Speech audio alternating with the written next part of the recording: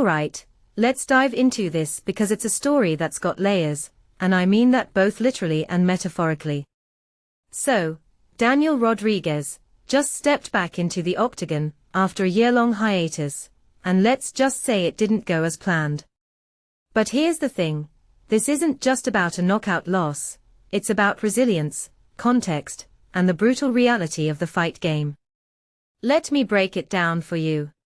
First off, the hook here isn't just the loss, it's the why behind it. Rodriguez hadn't fought since July 2025, and that's not because he was lounging on a beach. The guy spent 8 months in a Mexican prison. 8 months. Personally, I think that's the kind of detail that changes how you view this entire situation. It's easy to write him off as out of shape or rusty, but if you take a step back and think about it, the fact that he even stepped into the cage after that is a statement in itself. What many people don't realize is that mental and physical recovery from something like that isn't linear, it's messy, it's unpredictable, and it's deeply personal. Now, let's talk about the fight itself. Uros Medic knocked him out in 30 seconds. 30 seconds. On paper, that looks brutal, and it is. But here's where my commentary comes in. Rodriguez was fighting in Medic's hometown, Belgrade. That's not just a logistical detail, it's a psychological one. Fighting in someone's backyard. That's a whole different kind of pressure.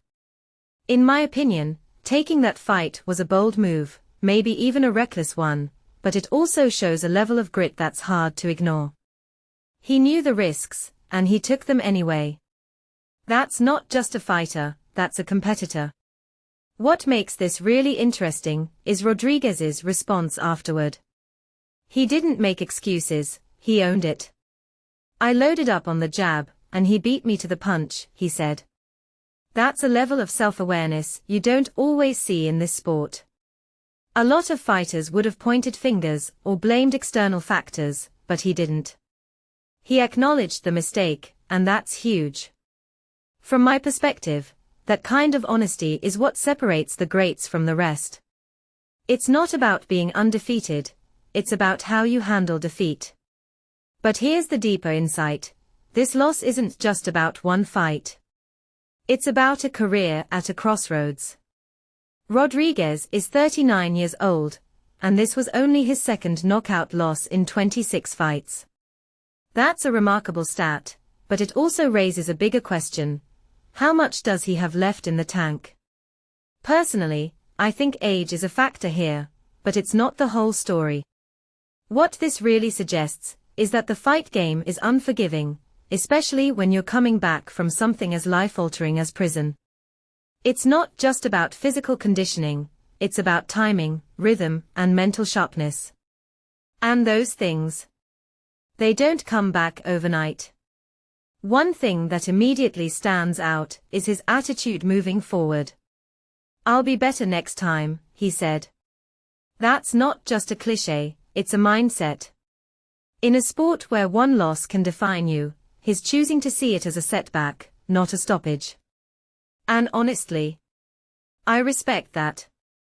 It's easy to get discouraged, especially after a loss like that, but he's already looking ahead. That's the mark of someone who understands that fighting isn't just about winning, it's about enduring. So, what's the takeaway here?